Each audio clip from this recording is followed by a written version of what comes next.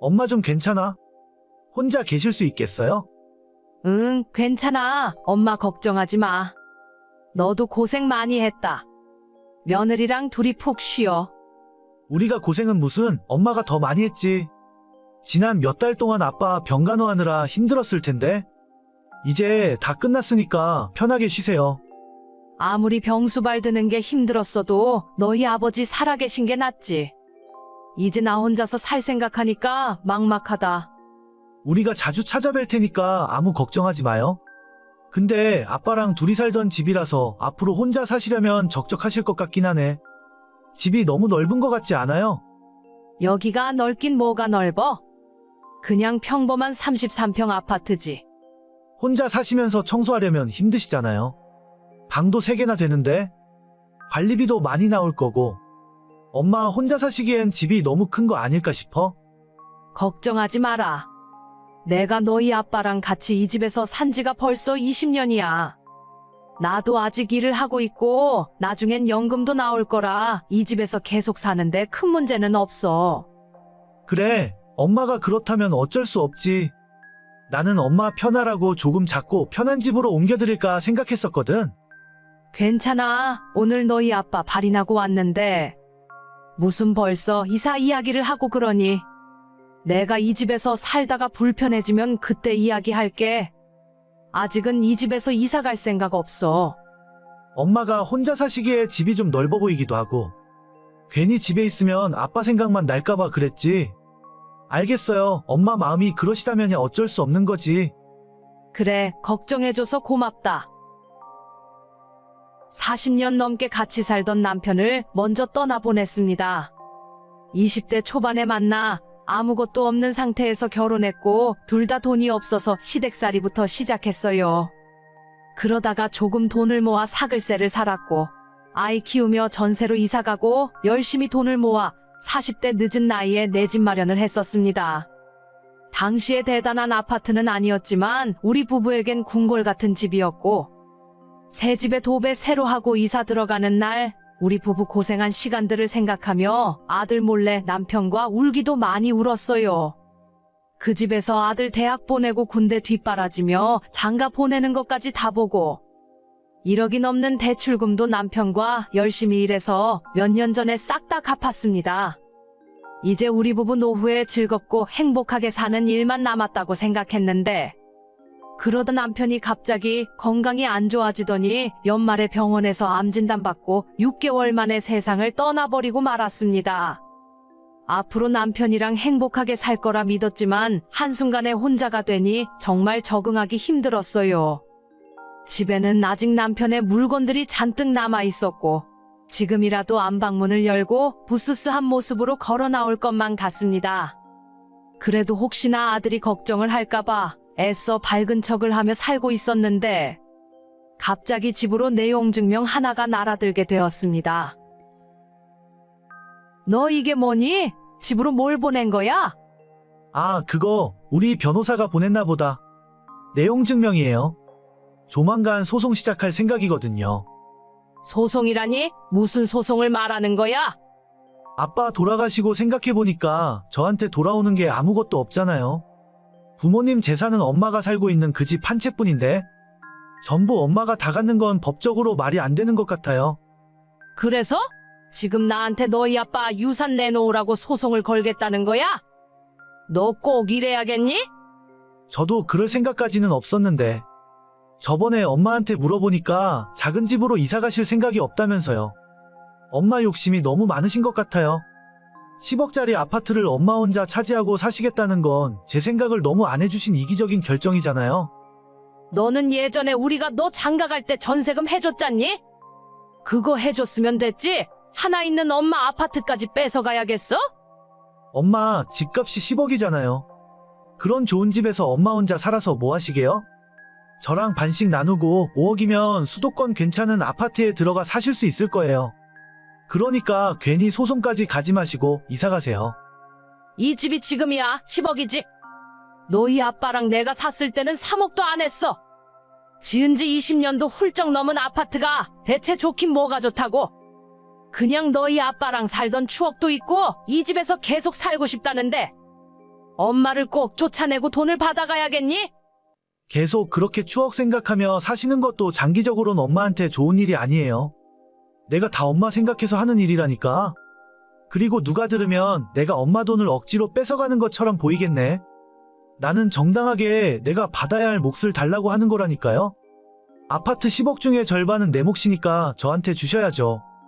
어차피 나도 나중에 너희 아빠 따라 떠나고 나면 이거 전부 너가 갖게 될 텐데 꼭 나랑 이렇게까지 해야겠어? 진짜로 엄마한테 소송까지 걸 생각이야? 나도 이러고 싶지는 않았는데. 우리 준영이가 내년이면 초등학교 들어가잖아요. 언제까지 경기도 총구석에 우리가 처박혀서 살아야 돼요? 애 학교를 가면 나름대로 좋은 동네에서 살아야지. 미영이가 엄마 집 팔아서 그 돈으로 서울로 이사 가자 하더라고요. 그러니까 며느리가 시켜서 하는 일이라는 거야? 너 생각은 어떤데? 너 생각도 내가 이 집 팔고 쫓겨나는 게 맞는 거야? 솔직히 나도 엄마가 양보해주면 좋죠. 내가 이래라 저래라 하기 전에 엄마가 먼저 결정을 해줬으면 서로 좋잖아요. 이사 가라고 했는데도 안 가시니까. 그래서 나보고 나가라고 고소를 한다는 거야? 아니, 얼마 전에 애엄마랑 같이 변호사 사무실 찾아서 상담을 받았는데 유류분 반환 청구 소송이라는 게 있더라고요. 아빠 돌아가시고 난 후에 제 몫을 정당하게 요구할 수가 있어요. 그러니까 서로 곤란한 상황 되기 전에 엄마가 알아서 결정하세요. 너가 어떻게 나한테 이럴 수가 있어? 엄마가 이 집에서 사는 게 그렇게 못마땅하니? 내가 언제 너한테 아무것도 안 준다고 했어? 엄마, 원래 자식한테 주는 건 아무것도 아깝지 않다는 말도 있잖아요. 적당히 포기하실 줄도 알아야죠. 엄마 혼자 그런 좋은 집에서 사시면 마음이 편하시겠어요? 난 아직 이 집을 떠날 생각이 없어. 너도 계속 이렇게 나오면 나도 내 나름대로 생각이 있다. 알겠어요. 그럼 엄마도 마음대로 해보세요. 저도 내일 변호사 만나서 바로 소송 시작할 겁니다. 잠시만요, 여러분. 30초 안에 사연보다 더 재미있는 꿀팁 하나 듣고 지원금 최대 128만 원 받아가세요. 아이폰 갤럭시 약정 끝났을 때 여기 모르면 큰 손해입니다. 전환 지원금 최대 50만 원에 비밀 지원금까지 놓칠 수 있거든요. 심지어 최신형 갤럭시 아이폰을 주문 당일 받아볼 수도 있어요. 여기서 끝이 아니에요. 약정 끝난 인터넷, 가전 렌탈 역시 가만히 두면 최대 78만 원 손해입니다. 법이 정해준 지원금이니 당연히 챙겨야겠죠? 만약 다른 곳보다 지원금이 적다면 차액의 120%로 돌려준다는데 역시 업계 1위인 이유가 있습니다. 365일 주말에도 밤 10시까지 상담 가능한 아정당. 지금 바로 전화해보세요. 홈서비스 만능 이사도 유명한데요. 일을 얼마나 잘하면 물품 파손 시 본사에서 최대 1,000만 원까지 보상해주고 혹시라도 불만족스러우면 이사 당일 전액 환불, 보장이사도 가능합니다. 휴대폰, 인터넷, 가전 렌탈, 이사 청소까지. 정당하게 받자 아정당. 아들은 정말 말 그대로 제게 소송을 걸어왔습니다.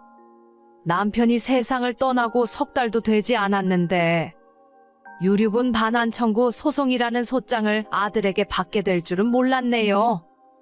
저도 이대로 당하고 있을 수만은 없어 정식으로 변호사를 찾아 상담을 받고 소송 준비에 들어갔고 길고 긴 법정 싸움 끝에 결국에는 제 승리로 얼마 전 재판 결과가 나오게 되었습니다. 배우자가 받은 유산 증여는 자식이 반환 청구를 할 수 없다고 하더라고요. 다른 재산도 아니고 제가 현재 살고 있는 집이기 때문에 아들의 요구 조건으로는 제가 꼼짝없이 집에서 쫓겨나야 하는 상황이라는 것도 재판 결과에 반영이 된 것 같았습니다. 결과는 제가 이겼지만 솔직히 말해서 전혀 이긴 것 같지 않아요. 항상 아끼고 해줄 수 있는 모든 걸 다 해줬던 아들이었는데 눈앞에 본인 이득을 위해서 엄마까지 집에서 쫓아내려고 하는 걸 보며 정말 많이 실망했습니다. 알아보니 집을 은행에 맡기고 연금을 받을 수 있는 제도가 있다고 해서 그걸 신청해 놓았어요. 아들은 그렇게 하면 나중에 자기가 받을 몫이 줄어든다며 반대했지만 이제는 더 이상 아들에게 주는 것에서 행복을 느낄 수가 없게 되었네요. 제 노후 생활비도 해결이 되고 나이 먹고 아들에게 아쉬운 소리 안 해도 되니까 이렇게 하는 것이 100번 나은 것 같아요. 아들 며느리와의 관계가 회복되긴 힘들어 보여서 정신 똑바로 차리고 제 노후는 제가 알아서 챙기며 살아야겠습니다.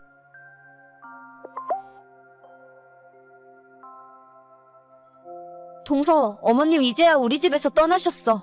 식사 한번 하러 오시면 주말 내내 떠날 줄을 모르신다니까?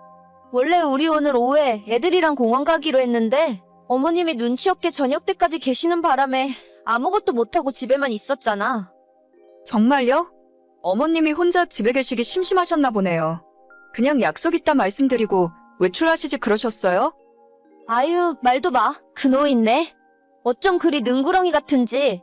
아마 우리가 외출해야 하는 거 처음부터 알고 있었을걸?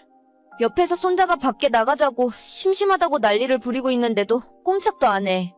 완전 독한 노인네야? 그러길래 왜 갑자기 어머님 댁 근처로 이사를 가셨어요? 멀리 계셨을 때는 자주 안 봐도 됐었을 텐데. 뭘 모르는 소리. 어머님이 이제 사시면 얼마나 사시겠어? 이럴 때 옆에서 알랑방귀 끼고 잘 보여야 뭐라도 하나 더 떨어지지. 동서도 정신 똑바로 차려. 그 여우 같은 신우들한테 다 뺏길 순 없잖아? 막말로 나중에 어머님 돌아가시고 나면 재산은 누가 지내? 동서랑 내가 지내야지. 신우들은 시집가고 출가회인인데.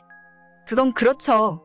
저는 그래도 어머님 댁 근처로 이사 가면 남편이랑 제가 직장이 너무 멀어져서 힘들 것 같아요. 그냥 하던 대로 해야죠, 뭐. 아유, 내가 원래 이런 이야기 잘 안 해주는데 동서가 너무 순진해 보여서 충고 하나 하는 거야.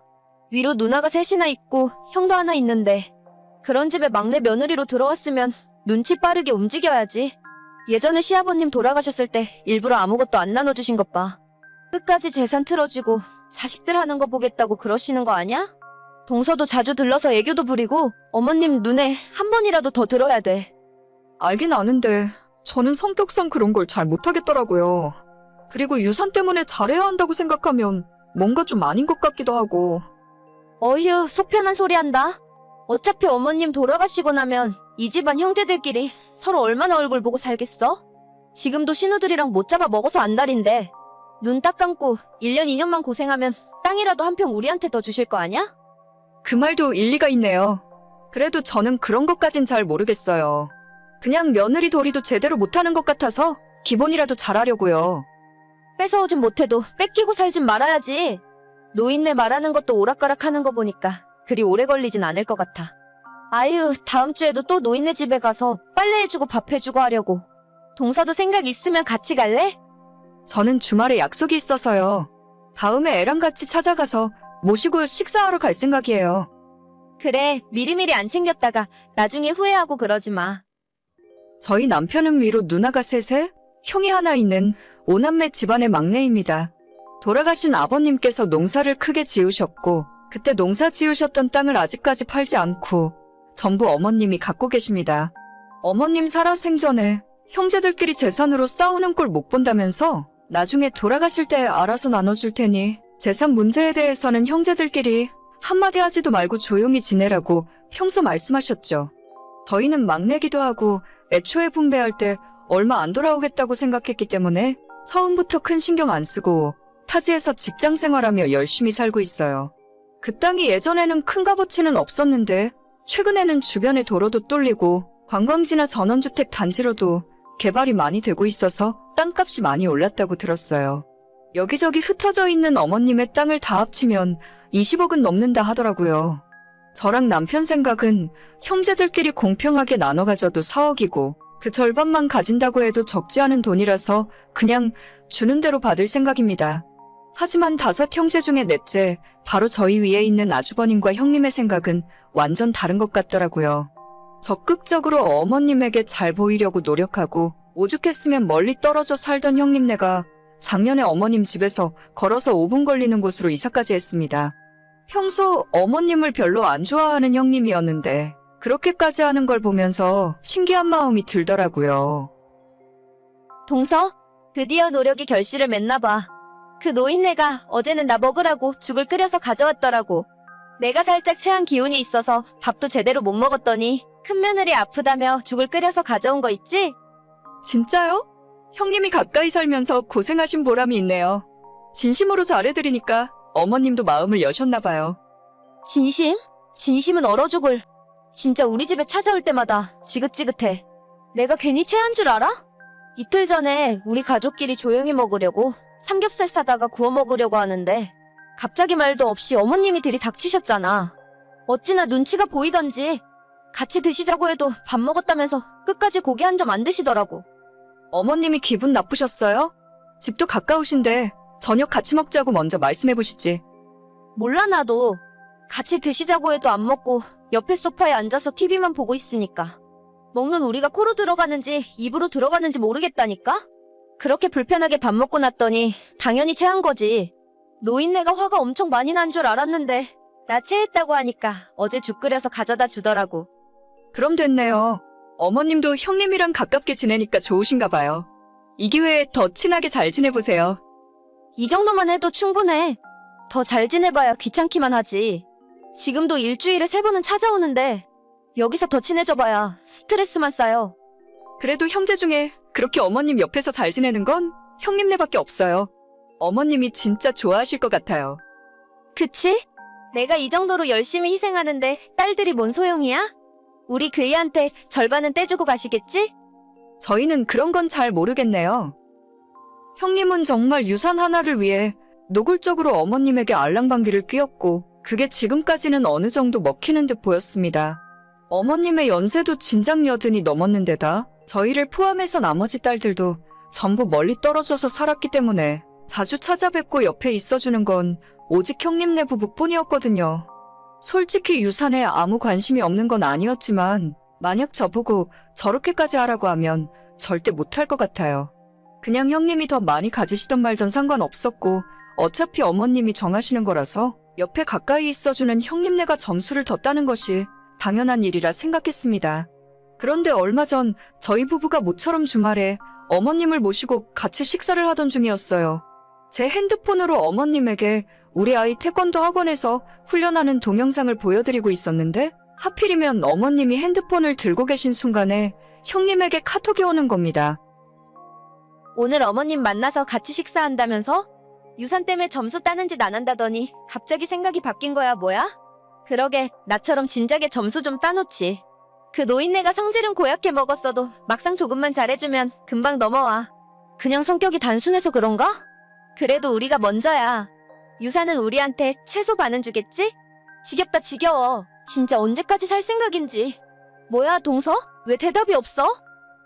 저 어머님 옆에서 같이 핸드폰 화면을 보고 있었는데 등줄기로 식은땀이 흐르는 걸 느낄 수 있었습니다. 평소에 저는 어머님 뒷담을 거의 안 한다고 생각했었는데 형님이 저렇게 이야기하니까 왠지 저까지 나쁜 사람 되는 것 같아서 너무 민망하고 긴장되더라고요. 어머님께서 조용히 우리 아이 태권도 하는 동영상을 끝까지 보시고는 아무런 말씀 없이 저한테 핸드폰을 넘겨주셨어요. 그리고 남은 식사 시간 동안 어머님은 별 말씀 없이 식사를 마치셨고 저희가 차로 집까지 모셔다 드리는 동안에도 한 말씀도 하지 않으셨습니다. 차에서 내려서 어머님께 인사드리면서 제가 죄송하다고 말씀을 드렸지만 어머님은 괜찮다며 신경 안 쓴다고 하시더군요. 왜 하필 그 타이밍에 카톡을 보낸 건지. 형님을 원망하며 집으로 돌아왔는데 저녁 늦게 또다시 핸드폰이 울렸습니다. 동서! 아까 어머님이 내가 보낸 문자 보셨어? 아, 우리 애 태권도 하는 모습 보여드리고 있었는데 형님이 그때 카톡을 계속 보내셨어요. 어떻게 진짜 어머님이 화 많이 나셨대요? 아니, 앞으로 나보고 집에 찾아오지 말라고 하시는데? 꼴도 보기 싫으니까 다시 원래 살던 동네로 이사가라고 하셔. 아니 진짜 핸드폰을 남한테 막 보여주면 어떡해? 아니, 누가 갑자기 그런 카톡이 올 줄 알았냐고요. 어머님 만나고 있는 거 뻔히 알면서 그런 소리를 하시면 어떡해요? 나 진짜 어떡해. 완전 망했어. 이번에 단단히 찍힌 것 같은데 어머님이 내 얼굴도 보기 싫은가 봐. 일단 무조건 잘못했다고 가서 빌어보세요. 안 그래도 아까 남편이랑 둘이 찾아갔어. 근데 문도 안 열어주시고 꼴 보기 싫으니까 오지도 말래. 나 진짜 망한 거지? 그치? 어머님 유산을 노리고 마음을 얻기 위해서 마음에도 없는 알랑방귀를 뀌던 형님은 한 번의 실수로 완전 망해버리고 말았습니다. 지금 살던 집 내놓고 다시 이사 준비를 하고 있어요. 어머님이 진짜 화가 머리끝까지 나셨는지 형님의 변명도 들어줄 생각 없이 얼굴 한번 보여주지 않는답니다. 그래도 한 가지 다행인 건 저까지 같은 사람으로 생각하지는 않으시는 것 같아요. 혹시나 하는 마음에 주말에 아이 데리고 어머님 댁 찾아갔는데 반갑게 맞아주시고 저한테도 평소랑 똑같이 대하시더라고요. 큰 신우들이나 저희도 다들 본업에 충실하면서 열심히 살고 있는데 형님만 혼자 너무 티나게 유산 노리면서 점수 따려고 하다가 벌 받은 것 같네요. 다시 만회하기 정말 힘들 텐데 제가 다 걱정입니다. 오늘의 사연은 여기까지입니다. 구독과 좋아요, 알림 설정은 많은 힘이 됩니다. 다들 행복하시고 좋은 하루 되세요.